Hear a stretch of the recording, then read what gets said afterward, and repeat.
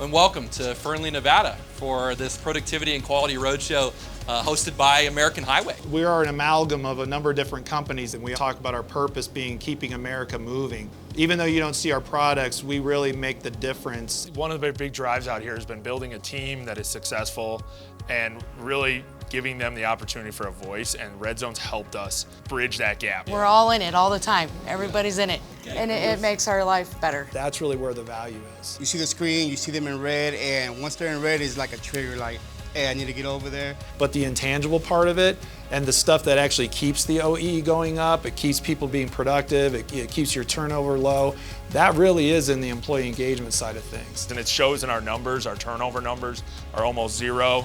Our attendance rates are almost zero. The data speaks for itself. If we didn't have this platform in place, I can't imagine how much more difficult this year would have been. We're tracking really close to what our EBITDA numbers should be, even though our revenue's down considerably. So that's been great. I can't imagine where we'd be without it right now.